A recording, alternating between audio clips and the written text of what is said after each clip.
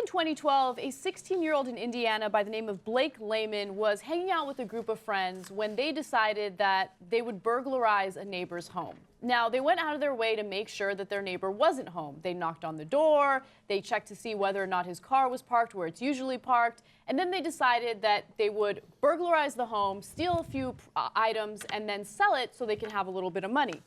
Well, when they went inside the home, they spent about 5 minutes going through his stuff, the neighbor's stuff. They stole one of his wallets, and apparently the neighbor was home. He actually came out with a handgun, and he shot at the kids, killing one of them and injuring another. Blake Layman was one of the kids that was injured, and as a result of attempting to burglarize the home of this neighbor, he is now facing felony murder charges, and not facing, I should say, he's been convicted of felony murder charges, and he is currently serving 55 years in prison as a result.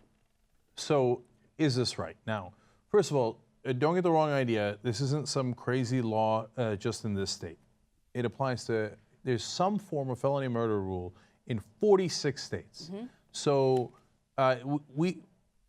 we know this is around. It's not an exception. Unfortunately, it's generally the rule. And so it's not like, whoa, what the hell is felony murder? What's this crazy state up to, right? But I think we should rethink it. Okay. It's disastrous. So let me just give you some more details on the story that I just don't really understand. Now, we have different sets of rules for teenagers or children versus adults, right? Now, Layman and his friends were all tried as adults. He's 16 years old. Why is he tried as an adult if he's 16 years old? He didn't have a gun. He didn't shoot a gun. In fact, he has never shot a gun.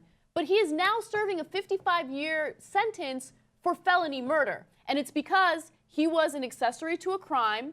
The neighbor, by the way, justifiably shot and killed one of the burglars, okay? Because look, he's defending himself. There's an intruder in the house. He doesn't know if they're armed or not, okay?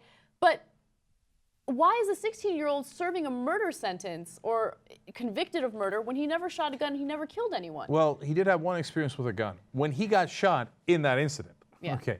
So now, look, I know why the felony murder rules around. They're saying, hey, don't go commit serious felonies, because if you do and things go badly, because they can go badly, if you break into somebody's house, they can shoot at you, well, then you're going to be responsible for all of the actions that flow from that original felony, right?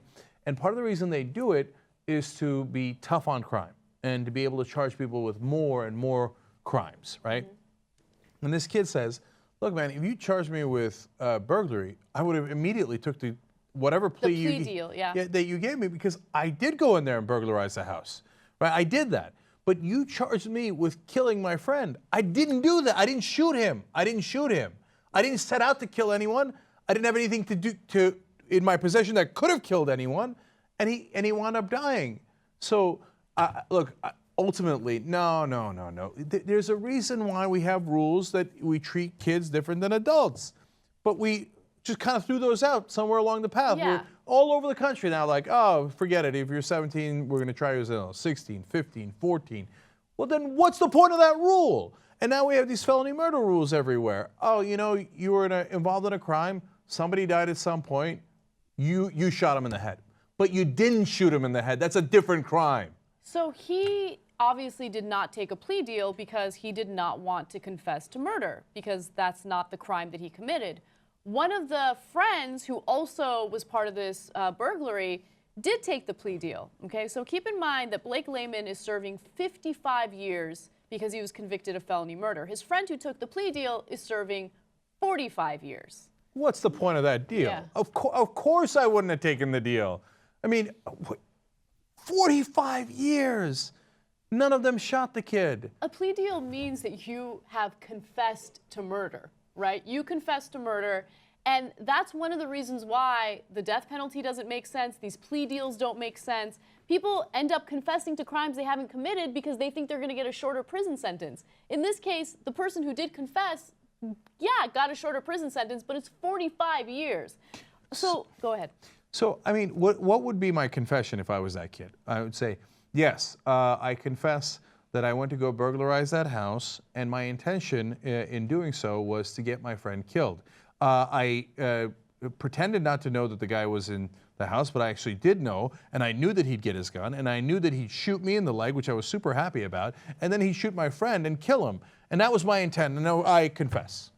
I mean, what do you, that makes no sense. How could you say, yes, I agree to that? You can't agree to that. Now, there might be a happy ending to this story, believe it or not.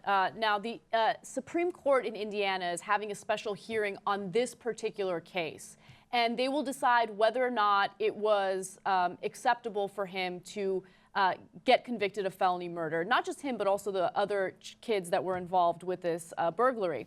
Now, it's interesting because, as Cenk mentioned, there are 46 other states that have similar laws like this. However, Indiana's law is very, very specific, and it seems as though Blake Layman's case doesn't actually apply to the law. So let me tell you exactly what it is. The plain language of the statute requires the defendant or one of his accomplices to do the killing.